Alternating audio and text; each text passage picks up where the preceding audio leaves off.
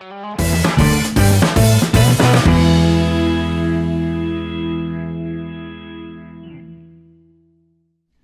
amigos do Portal da Holanda. Nós estamos ao vivo a partir deste momento, trazendo para você mais uma edição do Jack Entrevista. E hoje eu trago para você o pré-candidato ao governo do Amazonas pela rede, Júnior Brasil, que é policial federal e está aqui conosco hoje para bater esse papo. Júnior, obrigado por ter atendido nosso convite, cara. Bacana, Jack. Bom dia. É um prazer.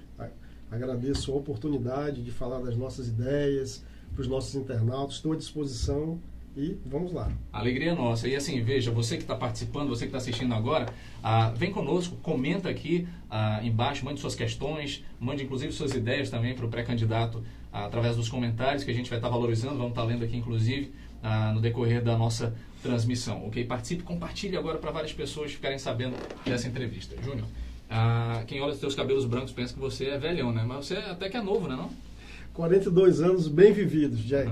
Com muito trabalho, muita luta. Eu me orgulho muito dos meus cabelos brancos. Muito bem. E olha só, eu quero falar sobre essa coisa da tua candidatura, da pré-candidatura, da Polícia Federal que você faz parte, mas eu quero conhecer você, na verdade. Tu é daqui de Manaus, não é? Sou um manauara, criado no Japim e conhecedor da beira do Rio Negro ali, da Manaus Moderna. Estava muito bicudo naquela água, não? Muita bicuda na água, e a gente também conhece aquela realidade dos trabalhadores ali, né? É importante isso, a gente conhecer a cidade do lugar onde é mais popular, onde as pessoas circulam mais, né? Minha vida sempre esteve um pouquinho ligada ali. Entendi. A tua família era comerciante, vocês vendiam verduras? O meu pai era um cearense que veio para Manaus no final da década de 50 e se estabeleceu em Manaus, criou 10 filhos, teve 10 filhos. Gente, e eu como bom cearense, né? Fez uma quantidade boa de filhos. Eu tenho 9 irmãos, eu sou o terceiro mais novo, né, dentre os 10. E eu fazia muito esse percurso junto com meu pai para comprar verdura e revender no bairro. Entendi. Então foi assim que eu comecei a minha vida de trabalho, de luta mesmo. Mas muito cedo você acabou perdendo seu pai, não foi isso? O meu pai, é verdade, meu pai faleceu quando eu tinha 12 anos de idade e, infelizmente, acabei perdendo minha mãe também, depois com 18 anos. Gente do céu. Então, assim, uma vida de muita luta, de muito sacrifício. Como foi para você essa ausência do teu pai? Porque, pelo que eu percebo, vocês eram muito ligados. Né? É difícil, né? Como toda criança de 12 anos que perde o pai, que enfrenta dificuldades sociais e econômicas, mas a gente sempre tinha um apoio dos irmãos, muitos irmãos, então a gente se ajudava, né? Meus irmãos mais velhos ajudavam, a gente ia se ajudando e ia com o apoio da minha mãe levando a vida da maneira como a gente podia. Tua mãe pegava muito no teu pé para te estudar? Pegava, minha mãe pegava muito no meu pé, os irmãos mais velhos pegavam muito no pé também. Mas isso foi importante, viu, Jack? Foi importante porque eles deram continuidade àquilo que meu pai sempre dizia uma coisa: você pode parar de estudar, você pode parar de trabalhar, você pode até não comer, mas você jamais pode parar de estudar. E foi por meio do estudo e do trabalho que eu e meus irmãos conseguimos superar uma barreira social e chegar onde a gente está hoje. E você foi formar em que, na verdade? A grande oportunidade, eu quero ser o quê? Astronauta. O que você foi querer? Pois é, nunca passou pela minha cabeça ser policial federal. Nunca era um sonho para mim, isso não passava pela minha cabeça. Mas a vida me levou para esse destino. Eu entrei na Universidade Federal do Amazonas em 95, acho que 95, e aí acabei indo embora para Porto Velho porque eu precisava trabalhar.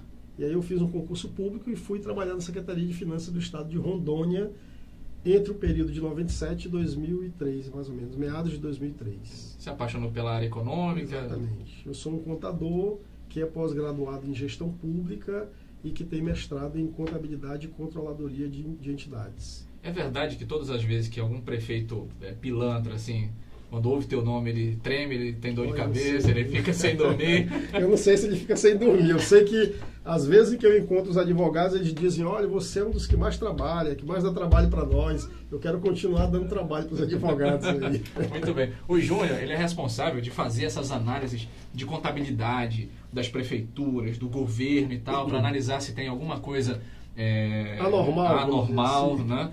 E para que isso daí gere, inclusive, um inquérito. E você fez parte de grandes operações famosas aqui no Amazonas, né? Quais foram elas? Cita aí. Eu me orgulho muito do meu trabalho. Eu acho que a gente precisa incomodar todas aquelas pessoas que querem desviar dinheiro público. Os corruptos precisam sair da zona de conforto sempre, né? E esse é o nosso papel. Então eu volto para Manaus em 2003 com uma garra danada de voltar para a minha cidade e fazer a minha entrega aqui para a sociedade. Participei da Operação Águia, da Operação Albatroz, da Operação Hiena, que desvendou um esquema de corrupção em Coari. Eu participei de várias operações ao longo desses anos. Eu posso dizer que quase todas, praticamente, eu estava lá com a minha mão de obra, com a minha especialização para oferecer à sociedade uma solução para esses desvios, para esses casos de corrupção que assolam o Amazonas até hoje. Entendi.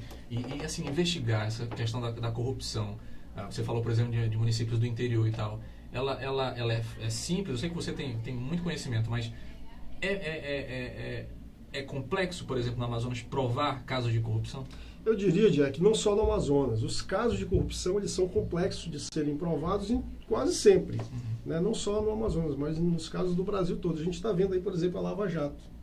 A Lava Jato tem investigação complexa. Uma investigação complexa, envolve muita mão de obra, muita investigação, muitos peritos, muita gente trabalhando com o objetivo de alcançar os resultados penais, que é a condenação das pessoas que cometem os crimes de corrupção que nós estamos vendo de maneira muito triste no nosso país. Né? Júnior, como é que tu se sente quando, por exemplo, vê um investigado, você investigou e tal, não sei o quê, sabe que tem mais coisas, mas o cara não paga por aquilo, só paga um pouquinho, que foi o que vocês conseguiram descobrir. Como é que tu se sente? Interessante, Jack, isso foi perguntado para mim recentemente numa palestra que eu fui dar na Universidade Federal do Amazonas. Uma pessoa levantou e fez essa pergunta: como é que você se sente? Eu me sinto mais motivado. Eu me sinto mais motivado a seguir adiante. Eu não desanimo quando a gente faz o nosso trabalho.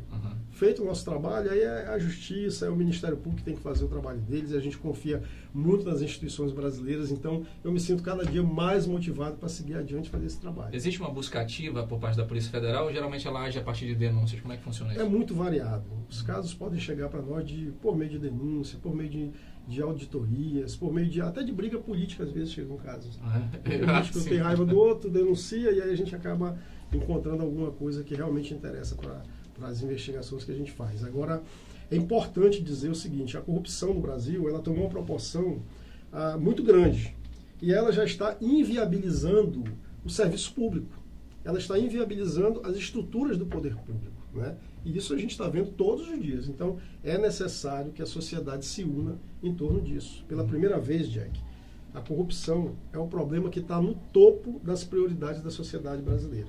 Então, nós temos um problema a enfrentar, e ele chama-se corrupção na gestão pública, né? E nós precisamos enfrentar isso como? Com a sociedade unida, com mais transparência, com mais ética por parte dos agentes públicos, dos políticos principalmente, e é isso que a gente busca. Quando eu me proponho a sair do meu trabalho e fazer além do meu trabalho o debate político, eu estou dizendo para todas as pessoas, para todos os jovens principalmente, para aquelas pessoas que estão desencantadas com a política não é o lugar, não deveria ser o lugar da pilantragem, da corrupção, do engodo, da enganação. A política é o lugar da discussão do bem comum. A política é um serviço, como diz a Marina. Se você não está disposto a ir para a política para prestar um serviço para a sociedade, então você não deve ir para a política. A política não é para fazer carreira, a política não é para você enricar, a política não é para você cometer desvios de dinheiro público. Então é preciso dar esse recado. As pessoas de bem precisam fazer o debate político. A gente precisa resolver o problema da corrupção no Brasil. E a gente tenta dar a nossa contribuição. Eu tento dar a minha contribuição da melhor maneira. É importante essa tua observação, porque assim, na cabeça das pessoas, o cara que entra na política, ele fica assim, pô, o cara vai entrar na política, cara. Na política só tem safado, só tem sem vergonhice. Tu ouviu muito essa coisa assim, mas Júnior, cara, tu é policial federal, tu é respeitado, tu é não sei o quê, e tu vai entrar nisso? Como é que você tem lidado com essas coisas? Eu digo para as pessoas, eu vou entrar nisso, porque é lá na política que é o lugar das pessoas de bem. Sabe o que eu digo? Saiam os corruptos.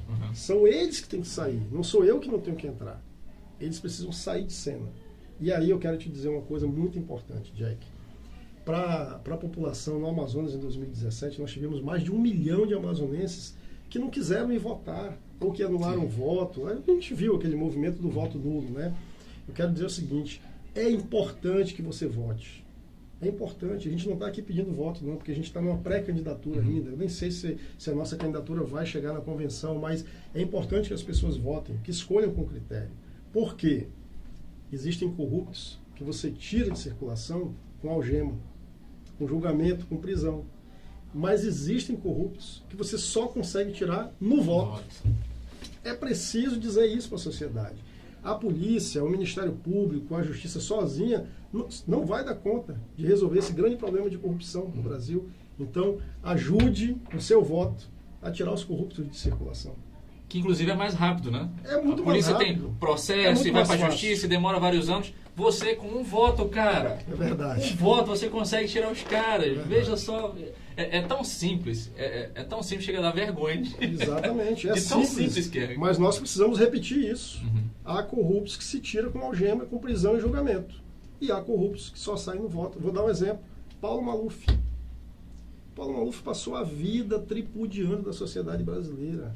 Demorou muito para ele poder ser preso, mas ele já poderia estar fora de circulação. Como? Se a sociedade não elegesse o Paulo Maluf. Exatamente. Não é verdade? Então é simples, a gente precisa se unir em torno de um pensamento só. Varrer a corrupção da gestão pública e exigir dos nossos políticos, dos nossos representantes, mais ética, mais transparência, mais compromisso. Política é serviço. Legal. Não é meio de vida. E, Júnior, assim, a gente tem visto esse movimento. O Brasil, nós queremos, fora os corruptos, fora não sei o quê, fora fulano, fora ciclano, fora tertuliano, mas os caras continuam dentro. É mais ou menos isso. Assim, você, apesar das pessoas estarem, não, nós queremos renovação, então não sei o quê, chega na hora da urna e eles votam na mesma coisa. Por quê, cara? Porque você acha que as pessoas elas vão conseguir te olhar e dizer, não, agora a gente muda e vai com o Júnior? Eu tenho uma expectativa, Jack, que a gente faça a fala certa. A fala certa é olhar nos olhos do eleitor e falar aquilo que o teu coração diz. E você conseguir transparecer que você está indo para o debate pelo interesse público. Se for interesse pessoal, as pessoas percebem. Porque hoje em dia, com as redes sociais, com a internet, com tanta transparência nas redes sociais, é difícil você enganar durante muito tempo, né? Então eu digo o seguinte, se você prega uma mudança, e tem muita gente dizendo que é mudança sem ser, né? Essa palavra, ela até ficou meio desmoralizada, né? Falar de mudança hoje ficou meio desmoralizado. Então, se você quer se colocar como mudança, comece vendo com quem você está se aliançando. Sim. Comece olhando quem está no seu palanque, né? Comece olhando se tem gente condenada pela justiça, se tem gente caçada pelo TRE, se tem gente denunciada por crime de corrupção. Então, é impossível fazer mudança assim. Mudança tem que ser verdadeira, né? Mudança tem que ser com coração, com sentimento, com propósito de ajudar a sociedade. Essa é a mudança que a gente quer.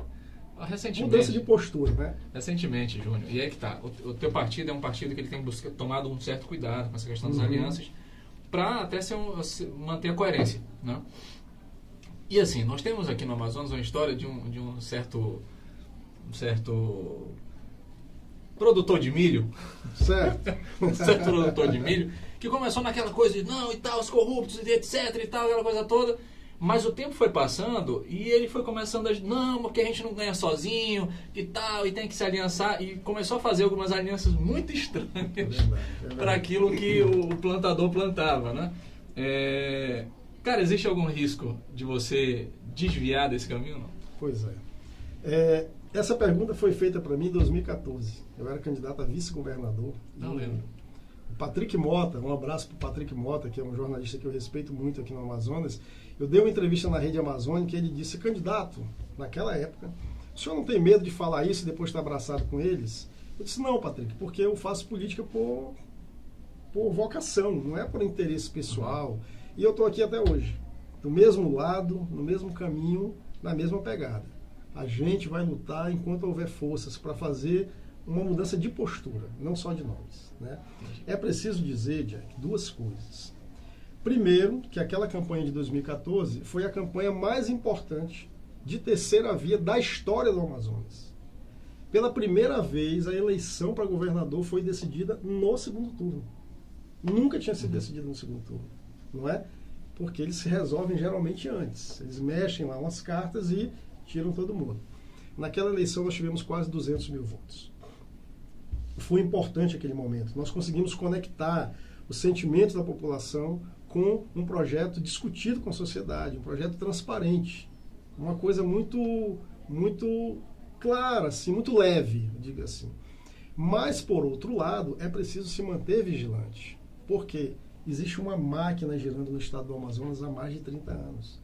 E essa máquina, né, essa turma, como eu gosto de falar, essa turma aí está acostumada a botar casca de banana e a capturar jovens lideranças. Isso aconteceu com outros aqui. Eu não vou dar nome aos bois aqui, porque você que votou, você que acreditou, sabe quem são. Então, há uma força econômica. E hoje esses caras estão arrependidos. Há uma força na imprensa local, há uma força nos meios de produção locais para manter o status quo. Olha, a gente foi em eventos, eu fui em eventos em 2014 de entidades de classe. Você ia lá, falava, fazia um discurso bacana, dizia o que você ia fazer, saía de lá aplaudido e você não tinha apoio nenhum. Essas pessoas querem uma mudança de fachada. A gente precisa querer uma mudança de verdade. Mudança de verdade só vem se a sociedade se comprometer. Então existe essa turma, como eu gosto de dizer, que quer manter tudo como está. E quando surge uma liderança política nova, o que eles fazem? Primeiro eles tentam cooptar. Depois eles tentam desmoralizar e, se não conseguirem, eles tentam destruir. Entendi. E eu tenho resistido. Eu tenho uma caminhada muito firme. Eu tenho o apoio da rede, eu tenho o apoio dos companheiros de partido. A rede, já que ela tem uma responsabilidade muito grande. Nós temos a melhor candidata a presidente da República, pré-candidata, Marina Silva. Nós temos o melhor senador do Senado Federal. Nós temos os melhores deputados federais. E aqui no Amazonas, nós temos talvez o melhor, se não for o melhor, é um dos melhores deputados estaduais, que é o Luiz Castro. Um cara comprometido com as causas sociais. Então a minha responsabilidade é muito grande. A mensagem que eu estou trazendo é de uma mudança verdadeira. Então não pode ser uma mudança de araque, como dizia minha mãe. Tem que ser uma mudança verdadeira. Mas isso só se fará se a sociedade amazonense decidir realmente, olha, chega, né? Tá bom, essa turma aí precisa ir para a oposição um pouquinho, precisa descansar lá. Vamos dar uma quarentena para eles, né? Lá na frente. Entendi. Ainda não é a hora, a gente está ainda discutindo ideias aqui. Pois é. Mas isso é interessantíssimo, a questão das composições. Como é que tem sido as conversas, assim, a nível de bastidores? Os partidos de oposição hoje, eles estão realmente determinados a se unir ou ainda está muito meio embaçado ainda, não dá para definir? A rede, ela parte sempre de uma discussão muito clara. Nosso interesse é público. Nós não partimos de uma discussão de quem tem mais estrutura, quem tem mais dinheiro, quem tem mais tempo de TV.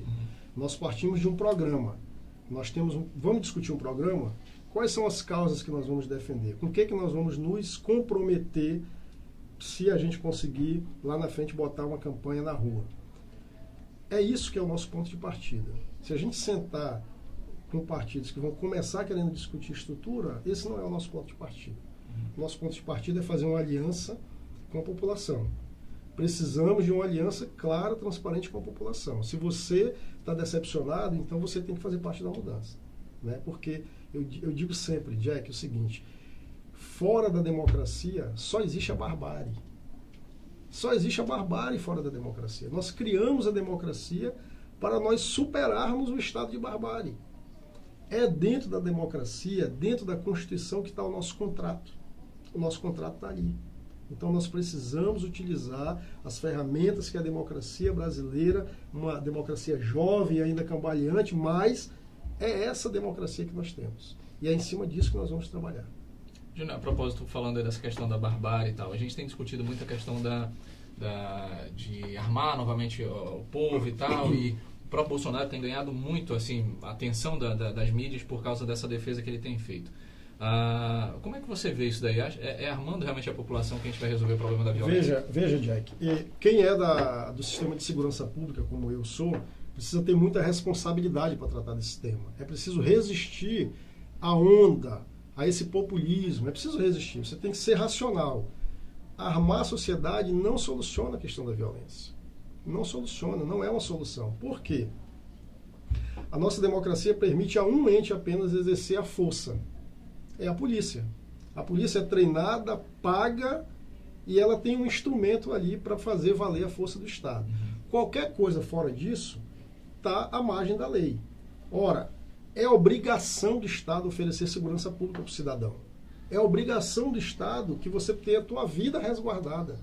Agora, se nós vamos desistir, do Estado? Nós vamos desistir da democracia? Nós vamos dizer, olha, o Estado não dá conta de manter a segurança pública, então vamos dar uma arma para cada cidadão e cada um vire-se do jeito que puder? É claro que não. Aí nós estamos voltando para o estado da barbárie, do olho por olho, dente por dente. É preciso respeitar o papel da polícia. É preciso ter policiais treinados, valorizados, com equipamentos adequados, para poder fazer o trabalho de segurança pública. Isso não é feito. E aí o que acontece? As pessoas querem resolver o problema pelo final. Dá uma arma para cada cidadão e o cidadão se vire. Isso é uma irresponsabilidade. Seria falência do Estado. Seria falência da nossa democracia, porque cada um ia resolver com... Se você imagina hoje, nós já temos uma subnotificação de crimes. Você imagina se todo mundo tivesse uma arma? Aí você resolvia no meio da rua o teu problema. Sim. Então, nós não podemos voltar ao estado de barbárie. E eu diria o seguinte, que é uma irresponsabilidade do agente público que foi treinado, que sabe qual é a sensibilidade de você ter um porte de arma, dizer que vai dar uma arma para qualquer João, qualquer Maria, qualquer Jack, qualquer Júnior Brasil. Não é assim que funciona. Nós precisamos, primeiro, melhorar a segurança pública, certo? Nós precisamos educar as pessoas, melhorar a educação, diminuir a desigualdade social, e aí sim a gente vai discutir o problema se pode ou não pode dar porte de arma para as pessoas. Muito bem. É assim que eu penso, é assim que a rede pensa, e eu acho que é assim que a gente vai conseguir evoluir como sociedade. Entendi. Júnior, a gente nesse momento, no estado do Amazonas, focando aqui, temos vivido várias manifestações. A polícia se manifestou, funcionários da saúde, agora os professores que estão numa paralisação, dentre tantos outros, e há inclusive promessas de outras paralisações, porque o governo estadual, né, há vários anos, na verdade, vem negando alguns direitos desses funcionários. E assim, o que me assusta, e eu queria que você tratasse as duas coisas, o que me assusta, por exemplo, é que diante de tudo isso, agora se revela pra gente, muita coisa a gente não sabia, que estava atrasado, por exemplo, o silêncio da Assembleia Legislativa durante todos esses anos. Que, pelo menos teoricamente, a Assembleia deve ser o agente fiscalizador e tal. E agora os professores revelam que, na verdade, eles estão tendo os seus direitos violados. Até que ponto é responsabilidade do governo, até que ponto é responsabilidade da Assembleia, dentro de toda essa confusão? É a responsabilidade dos dois, porque educação é responsabilidade de todos nós, não é? Tratar o professor com dignidade é obrigação do Estado. Valorizar a carreira da educação é obrigação do Estado. A Assembleia precisa fiscalizar. Agora, Jack, deixa eu dizer uma coisa para você. Se houve omissão da Assembleia, se a Assembleia não fiscalizou o cumprimento dessa legislação de reposição salarial dos professores, que tem toda a razão, diga-se de passagem aqui, nós já divulgamos nota apoiando o movimento dos professores, é preciso colocar às claras o que pode e o que não pode pagar, até onde o Estado pode pagar, porque os professores têm uma pauta de 35% de aumento baseado nos repasses do Fundef, graças à transparência. E o Estado diz que só pode pagar 3,5%, salvo engano. Então é preciso achar quem é que está falando a verdade nessa história. Eu, de antemão, já fico do lado dos professores, porque nós precisamos valorizar a carreira dos professores. Sim, claro. Agora, o Estado diz que não tem dinheiro. Será que isso é verdade? Vamos ver se é verdade. A Assembleia Legislativa, que deveria fiscalizar a atuação do Estado, tem um orçamento anual de 460 milhões de reais. Em outras palavras... Anual, a Assembleia tem quase R$500 bilhão para gastar com a estrutura dela. É óbvio, está sobrando dinheiro na Assembleia, vai faltar dinheiro na educação. Tem quase R$500 bilhão na Assembleia Legislativa, vai faltar dinheiro para comprar remédio. Não é? Então, a gente precisa olhar o orçamento do Estado e tratar isso com seriedade. O Estado do Amazonas tem um orçamento de 15,5 bilhões por ano. Desse valor, o Estado gasta 13 bilhões com custeio. Metade disso vai para pagamento de pessoal. E o Estado gasta 6,5 bilhões com despesas correntes. É o cafezinho, é o aluguel do carro, é o prédio alugado, é o secretário extraordinário de alguma coisa que não trabalha. Então é preciso dizer de uma maneira muito clara para o cidadão. É preciso racionalizar o gasto público e direcionar esse gasto para onde interessa.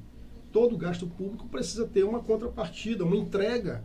Eu vou pagar esse cidadão aqui, ele precisa me dizer o que ele vai fazer para melhorar a educação. Eu vou pagar essa despesa aqui, eu preciso saber para onde que vai essa despesa, se vai para a segurança pública, se vai para a saúde. Esse debate não é feito. O Estado do Amazonas não é um Estado transparente. A Assembleia Legislativa, ontem mesmo, estava nos jornais daqui da cidade, não tem transparência. Preciso resgatar isso. E eu te digo, Jack, até agora, a única pré-candidatura que tem colocado de uma maneira clara para a população um compromisso absoluto, irrestrito de transparência, combater a corrupção e aplicar o dinheiro público com rigidez ali, sabendo para onde vai o dinheiro, somos nós. Nós estamos dizendo, nós precisamos resgatar a transparência na aplicação do dinheiro público. Então, segurança pública sucateada. Não adianta mais enganar o cidadão, entregar algumas viaturas, porque segurança pública não se faz só com viatura nova. Segurança pública se faz com inteligência, segurança pública se faz com tecnologia, se faz com uma perícia adequada, se faz com equipes de investigação bem treinadas e bem remuneradas. Então, você imaginar, nós vivemos um governo na contramão da história. Eles estão entregando viatura, às vezes até viatura reformada, e dizendo que estão melhorando a segurança pública. Quem é que pode acreditar nisso? Quer dizer que a segurança pública está ruim, aí o cidadão político assume a Secretaria de Segurança Pública e em um mês tudo mudou? Não, isso não é verdade. A gente precisa tratar com seriedade o gasto público, é preciso ter indicadores, é preciso ter transparência, é preciso valorizar os profissionais. Então nós somos solidários, tanto à causa dos professores, quanto à causa dos profissionais de segurança pública. O Estado precisa ser levado a sério. E essa turma, como eu falei antes, eles estão acostumados a só gastar. Eles não têm planejamento. Qual é o projeto do Estado do Amazonas para 2050? O que nós queremos ser em 2050? O que nós queremos ser para além da Zona Franca de Manaus? É um deserto de ideias. Um deserto de ideias. Aqui eu até, parafraseando o ministro Barroso, não tem ideia.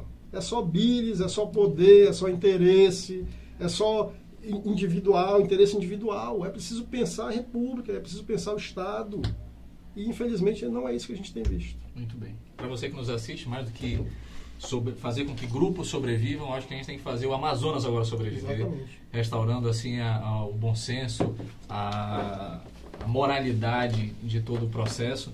E assim, eu fico muito contente, Júnior, com a sua indicação, porque você é uma pessoa que eu já acompanho de redes sociais, e que bom que as redes sociais chegaram, porque a gente se aproxima de várias pessoas, né? Pessoas boas se conectam. Exatamente. E a gente acompanha o seu dia a dia, essa coerência que você tem buscado manter, partidária, ideológica, como pessoa mesmo. A gente não te vê em nenhuma espécie de problema. Você também é um cara muito tranquilo, um cara muito equilibrado. E a gente fica muito feliz pelo fato de um filho do Amazonas estar tendo a coragem de encarar isso de forma bonita, de forma pra cima. Você tem estado muito animado com isso daí e tem empolgado várias pessoas. E as pessoas, por exemplo, que querem... Júnior, eu queria entrar com você nisso daí, queria ser candidato a deputado estadual também, queria não sei o que, deputado federal, quero entrar dentro do teu projeto. É possível fazer isso ainda ou não? É possível. Eu aproveito a oportunidade aqui para agradecer o Eric, que está aqui comigo, meu porta-voz do Partido Rede Sustentabilidade. Ele tem feito um trabalho incansável para ampliar a nossa base, ampliar a nossa representação. Ter pessoas de diversos matizes é fundamental. E a rede faz isso, dar voz a todos os setores da sociedade. As minorias, principalmente, são subrepresentadas.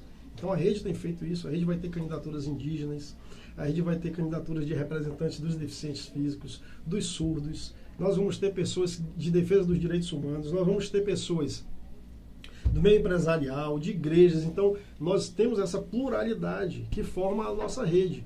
Então, um agradecimento ao Eric, que está aqui presente com a gente, e todos os demais companheiros da rede. Se você tem interesse, tem disposição e quer prestar esse serviço ao Estado do Amazonas, procure a Rede Sustentabilidade. A gente tem uma página no Facebook, a gente tem página no Instagram também, a gente tem um perfil no Instagram, Rede AM. Entre em contato com a gente. Eu vou deixar o meu número de celular também. O WhatsApp é 92566980. É importantíssimo a gente fazer essa mudança juntos. A gente precisa vir para o debate, porque a mudança só virá se a sociedade se unir, né? A gente tem feito esse debate, às vezes ele é difícil, às vezes você fica isolado, às vezes você senta na mesa para discutir política e você só enxerga interesse pessoal, mas a gente vai caminhando, vai levando em frente. A gente acredita, acima de tudo, na sociedade. Quem vai fazer a virada é a sociedade. Quem vai fazer a operação lava-voto é a sociedade amazonense, é a sociedade brasileira. A gente tem se você me permite, Jack, a gente tem visto aí a Marina Silva, que é a nossa candidata, ela está andando o Brasil todo. A magrinha está danada, ela está andando, ela vai, ela luta, ela fala, e as pessoas insistem em dizer que ela está sumida. A Marina não está sumida. A Marina é a liderança política mais preparada desse país para conduzir o Brasil, para unir o Brasil. Ela tem uma visão ampla do país, ela é uma amazônida, ela é uma seringueira. Então, quando a gente vê, muitas vezes ela é vítima do preconceito, do machismo. Então, eu digo aqui até para você, mulher, quando você ouvir alguém dizer que a Marina é fraquinha, que ela está sumida, ela não é não. Uma mulher que se alfabetizou aos 16 anos de idade, que trabalhou no pesado, que foi vereadora, deputada estadual, senadora da República, ministra, respeitada no Brasil e no mundo todo. Quer dizer, não é uma personalidade fraca. Enfrentou toda aquela máquina de moer gente que o PT e o PSDB criaram em 2014, mas ela está lá, firme e forte, não está envolvida em nenhum ato de corrupção, nenhuma investigação. A magrinha está lá, e ela é amazônida. Nesse ponto, eu quero te dizer, eu concordo com a fala do prefeito de Manaus, que lutou contra o Geraldo Alckmin lá em São Paulo. O Brasil teve um presidente nordestino, teve vários paulistas, vários mineiros, vários do Rio de Janeiro. É hora de ter uma presidente amazônida. Ela é nossa, ela é daqui, ela conhece, ela sabe o que é peixe, ela sabe o que é farinha, ela sabe o que é seringa, ela sabe o que é rede, ela sabe o que é a dificuldade do homem do interior. Sabe o que é o esquecimento, inclusive, aqui do o esquecimento da nossa região. Olha a dificuldade que nós temos para manter o nosso principal meio de sobrevivência, que é a Zona Franca de Manaus. Essa turma de São Paulo querendo derrubar a Zona Franca de Manaus, e a Marina está lá, firme, forte, querendo ajudar o norte, querendo ajudar o estado do Amazonas. Nós vamos ter a melhor presidente da República da história, se Deus quiser, se Deus permitir que ela siga essa caminhada e consiga botar a candidatura dela de pé. Há muita dificuldade, mas nós, amazonenses, nós devemos olhar para ela com carinho especial. Ela é amazônida, ela conhece o nosso problema. Então não são os paulistas que vão resolver isso para nós, que vão melhorar, que vão olhar com carinho a Zona Franca. Nós temos que avançar. Quando eu digo, Jack, que nós precisamos dar um passo para além da Zona Franca, é descobrir, não é olhar de uma maneira messiânica a floresta. Nós precisamos olhar a floresta como uma oportunidade. Nós precisamos pesquisar. Nós temos um CBA parado, né, há muito tempo. Você tem ideia, o CBA não tem CNPJ. Isso é um descaso com o desenvolvimento do estado do Amazonas, uma entidade que foi inaugurada em 2003, salvo engano. Linda, até hoje não tem CNPJ, não pode captar recurso. Os pesquisadores todos lutando lá contra todo tipo de adversidade. A gente tem dificuldades logísticas, nós temos muita dificuldade quando vai se debater Zona Franca fora de Manaus. São ataques diários. Nós precisamos pesquisar, nós precisamos identificar os nossos ativos da floresta. Nós temos muitos ativos aqui a serem desenvolvidos para gerar renda, gerar trabalho no interior. Esse é o futuro do Amazonas. Quem não enxerga isso não tem condições de governar o Amazonas. Quem não enxerga isso não tem condições de apontar rumos. É preciso unir a academia, é preciso unir setor produtivo, é preciso unir a classe política em torno de um projeto maior. O que nós queremos para o estado do Amazonas em 2070? O que é que meus filhos, meus netos, os seus netos vão viver aqui? Qual será a realidade deles? Precisamos fazer isso hoje. E é por isso que hoje eu estou aqui para falar dessas ideias. Como representante da rede, como representante da Marina, e faço questão de dizer como representante da juventude também. Ainda me sinto jovem, apesar dos cabelos brancos. A gente está aqui para chamar o jovem tem que participar desse debate também, Jack. Muito bom.